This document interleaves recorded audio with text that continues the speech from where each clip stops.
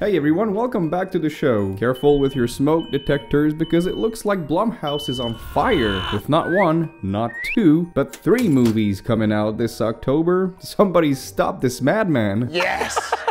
Yes! Now, this one, I don't care. This one looks really bad. And then there's this one, the long-awaited Five Nights at Freddy's movie, based on the ever-so-popular video game. Yeah, FNAF, as the kids call it. FNAF. Was huge about a decade ago. It pretty much started the careers of many YouTubers. All you had to do was pretend that you're scared, unbearably scream loudly in your microphone, and poof, a couple million children just subscribed to your channel. Oh, Jesus, no!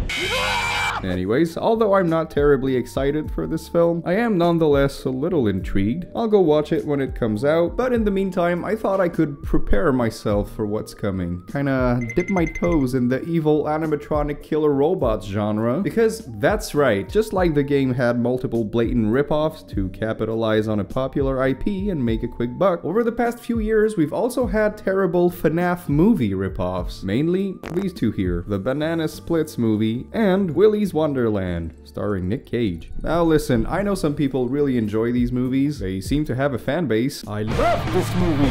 Fantastic! I for one thought they were pretty awful, but in any case, we're gonna talk about them and pray to God that the actual Five Nights at Freddy's film is, at the very least, a little bit better because, well, the bar is pretty low.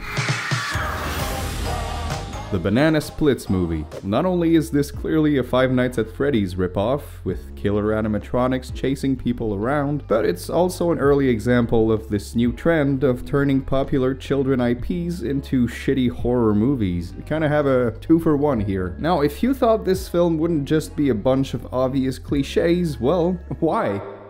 Why did you think that? You're so wrong because that is all it is. Starting with our main characters, the family. They don't have a last name, so it's the family. There's lonely, depressed mom Beth. There's Harley. Oh great, a little kid. We got older brother Austin, or as I like to call him, Discount Ezra Miller. Except this one doesn't kidnap children and beat people up in the street. Hey, you just touched my penis. Please don't do that. And lastly, of course, fucking stepdad Mitch. Just guess what his character is gonna be like in this movie. Just take a quick guess real quick, and yes, you're absolutely right. Stepdad Mitch is an asshole who doesn't care about the family and who's cheating on his girlfriend. Guess whose night just freed up? He's such a cliche. You're such a cliche. Yeah. So it's Harley's birthday, and as a birthday present, his mom takes him and the family to the Banana Split show.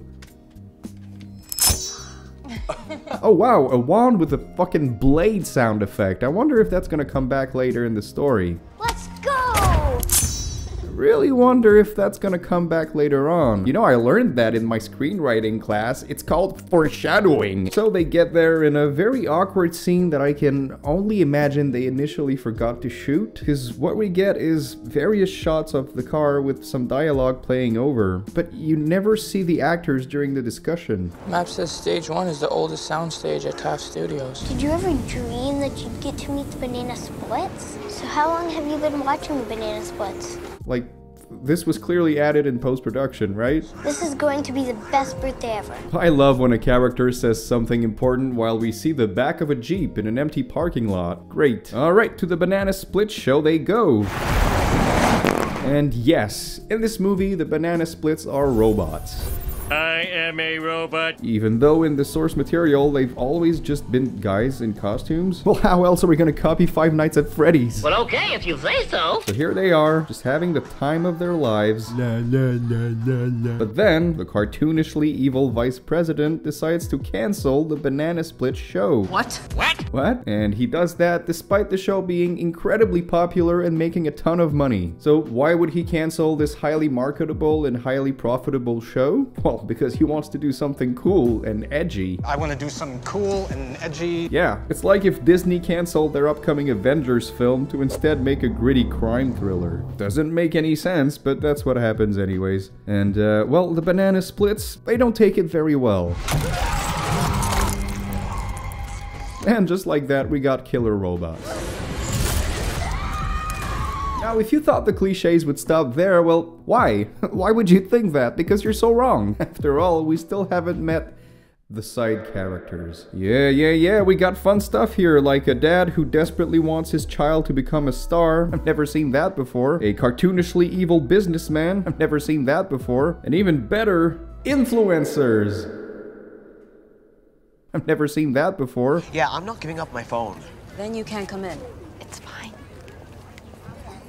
Okay, aren't you gonna ask her to give you her phone as well? Are you just asking this to people that already have their cell phones out? Do you know what pockets are? They're these things where you can put your cell phone in. So yes, what we have here is a mix of either incredibly bland or incredibly annoying characters that we're gonna follow throughout this whole mess. Shout out to this character, Paige, though, one of the staff members that's just doing her job. She was probably the best part of this film. Hi, I'm Paige, the audience Paige. Paige the Page. So you're probably wondering how these characters are gonna stay overnight in this studio lot, with deadly robots chasing them instead of just leaving after the afternoon show. Well, don't worry, the screenwriter has a very convenient answer for you. I want you all to check your tickets. If you've got stars in the back, then you're in luck.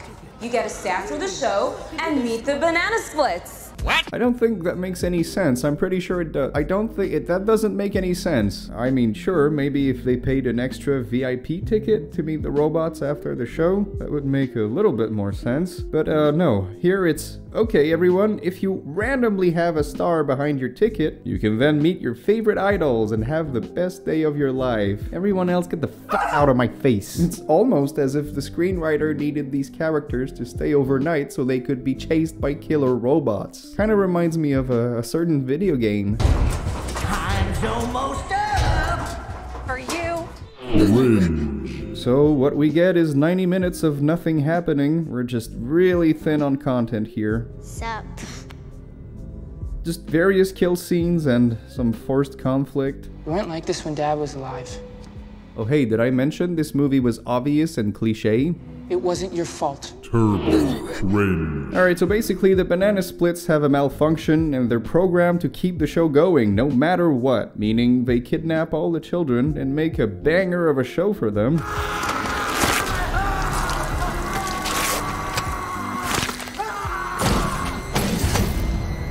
That's miles better than the actual show, but unfortunately Beth and Ezra Miller Hey, you just touched my penis. are here to save the day. Come on, you fussy son of a bitch. Yeah! Oh, whoops. Beth is about to be murdered by a sweaty guy in a suit. Oh, I mean an evil robot, of course. How is she gonna get out of this one? She would need a miracle, or maybe a toy for children that's also a sword. That could work. Oh, it's the thing from earlier. That's called foreshadowing. Banana cadabra, bitch. Banana cadabra bitch. That's what we're going with. Yeah, and just when you thought things couldn't get any worse, they do! Because one of the robots has a change of heart because Harley tells him he's his favorite. Okay, that'll do it. I'm a nice robot now. You see where this is going? This, of course, leads us to an awkward, evil robot fight scene. The cumbersome suit and having the performers perform a fight sequence within the suits and within their characters as robots is wherein lies the challenge. I mean, it's two guys in a fursuit pretending to punch each other. What do you expect? Alright, and that's about it. Squeeze in a little sequel bait, as if Banana Splits 2 would ever happen. And that's it. That's the end. Alright, now if there's one thing we gotta talk about, it's how scary these costumes are. Oh, they're so frightening. Let's be honest, the suits are creepy. They are scary as shit. They're so scary. So creepy and sinister. These things are freaky looking. Hey, were you paid to say that? Yeah, these kinky furry suits are making me shit my pants. I mean, Freddy Fazbear is at least kind of creepy to little kids, maybe. But an elephant and a dog with a silly tongue? I don't think this'll haunt my dreams. I'll just keep on having nightmares about death and taxes instead, as much as they tried by hiring dancers for better movement and adding plenty of jump scares.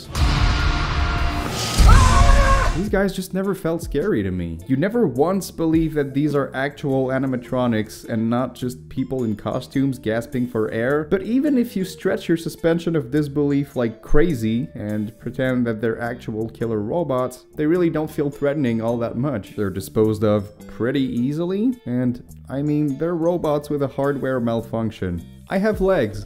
I can run away. But although I've been awfully negative about this whole thing, there is one thing the Banana Splits movie does right, and that's the kills. This movie knows how to have fun with its kills and its gore. You can tell they cared about having practical effects and old school slasher gags. I really do love crafting a good kill scene. I love practical prosthetics, and it just reminds me of all the old school horror films that I watched as a teenager. And although the body count isn't spectacular or anything, the kill scenes were usually very creative and just very well made. She did it! I also like how they integrated these children toys and games and turned them into horrifying murder weapons. That's fun. You'll have a kid's lollipop shoved in someone's throat. You'll have the famous sawing a person in half magic trick, but the guy actually gets sawed in half, and you get some beautiful gore shots.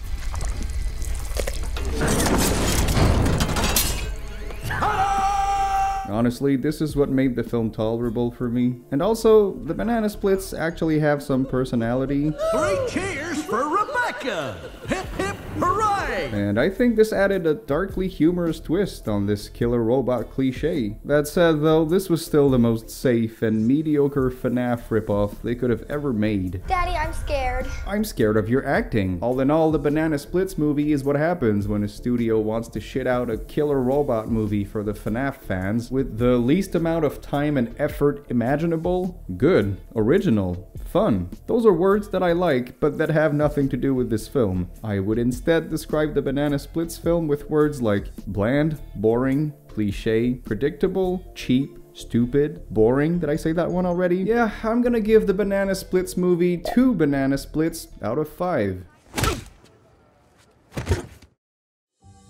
Alright, ladies and gentlemen, time for the second feature of the night, Willys Wonderland. And on paper, this sounds pretty okay. It's closer to an actual Five Nights at Freddy's movie. It takes place in kind of a kid's pizza place, except in this one, they sell hot dogs. Eating hot dogs. It's more humorous, it's got Nic Cage. Well, this seems fun, right?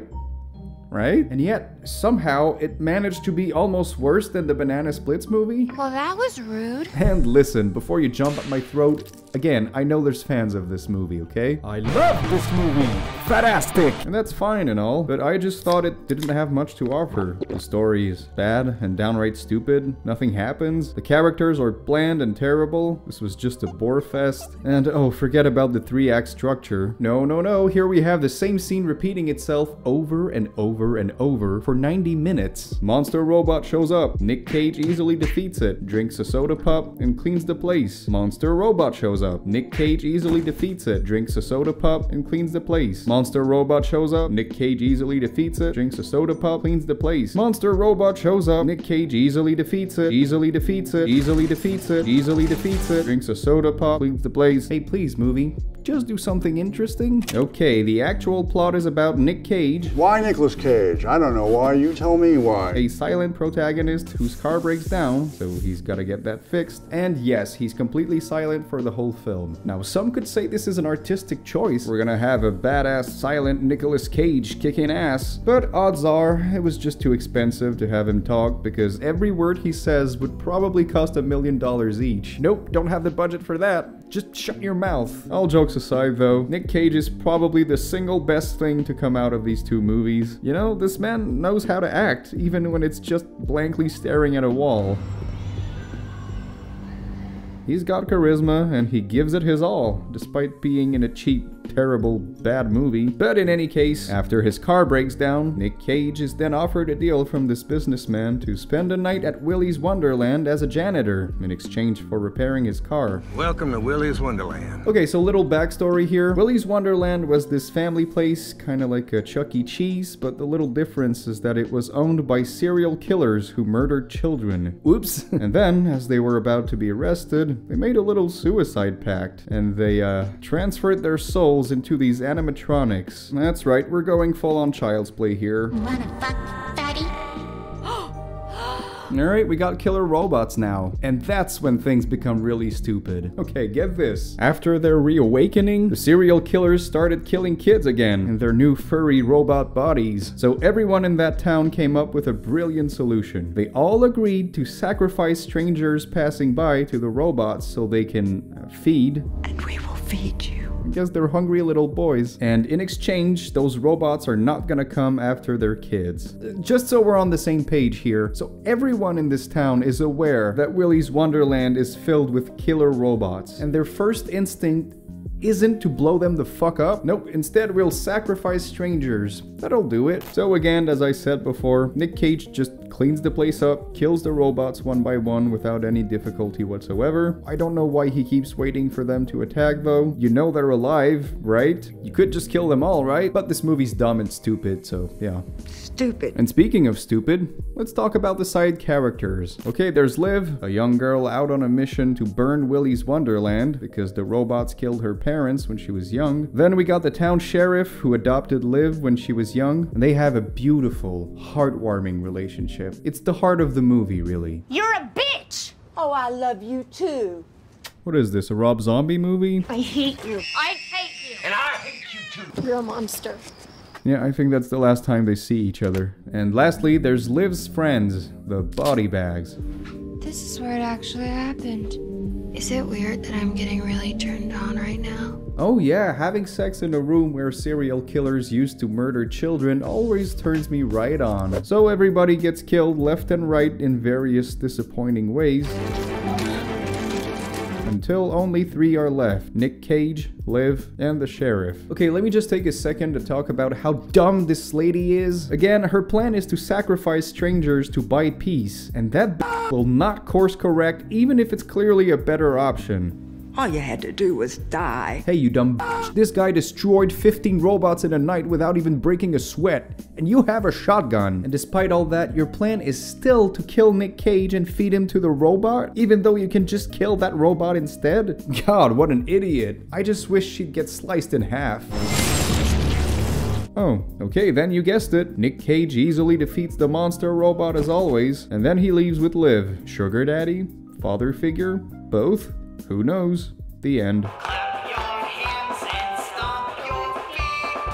Willys Wonderland. Nic Cage aside, everything in this movie was horrendous, disgusting, incompetent, awkward. I don't even know where to start. I mean, we already tackled the story, which is basically the writer not knowing how to write a movie. So he'll come up with one scene and then repeat it again and again and again and again and again. The characters range from I forgot you existed to oh my god, you're a stupid dumb idiot and I hate you. The whole conflict could have been resolved in a minute. Just blow the place up, you dumbass. Oh god, what else? Can we talk about the color grading? Hey, you messed with the colors so much that this guy's hair is blue. And in this shot, everything is neon orange. How about you tone it down a little? I'm sure you have eyes and you can see for yourself. This whole movie is visually repulsive. You can tell they wanted to have a style and just failed. You're not Mandy, okay? Then there's the action scenes. Hey, we all gotta start somewhere. My student films were really terrible too. But hey, at least I didn't use shaky cam for every scene of my movie.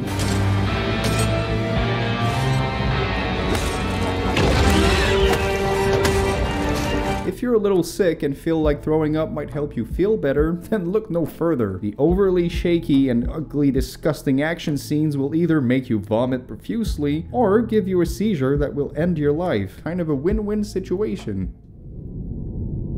I mean, just look at it. Do I even have to say anything? Also, notice how the sound design is completely non-existent?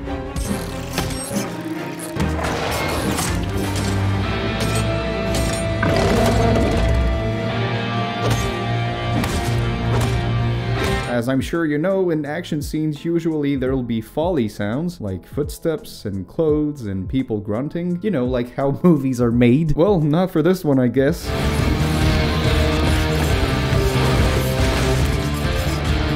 And yeah, oh god, the soundtrack.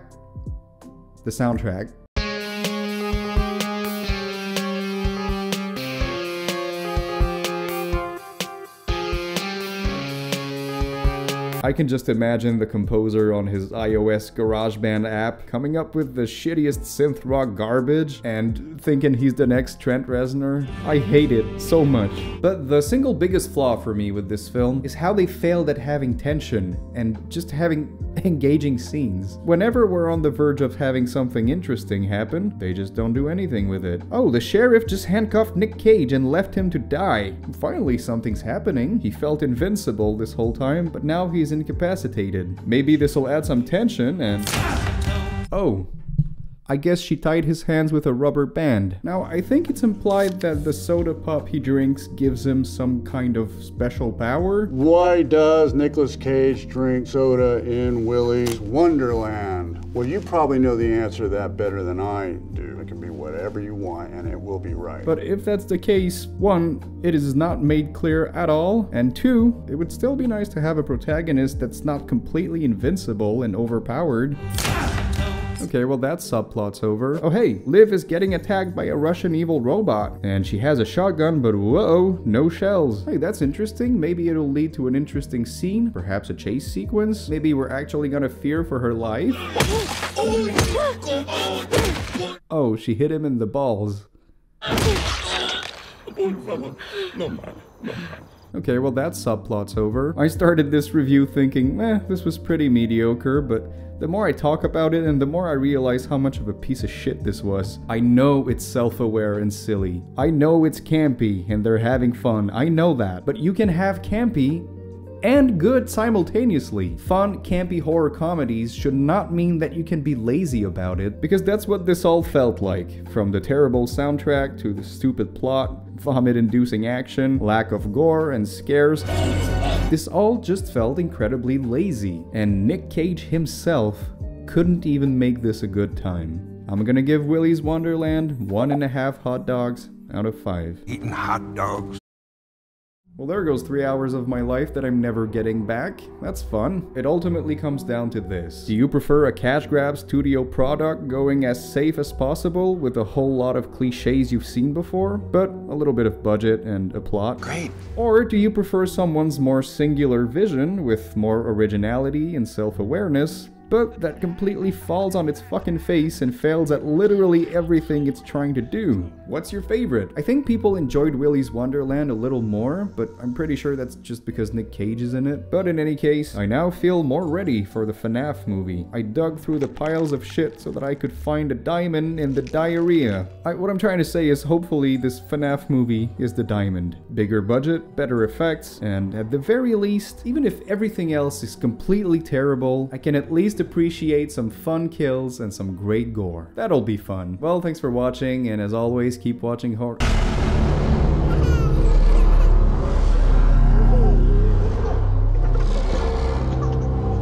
Very, very commercial filmmaking. Well, I can't wait to pay $30 for an unrated cut that has an extra 0.5 seconds of blood in it. I love Blumhouse so much!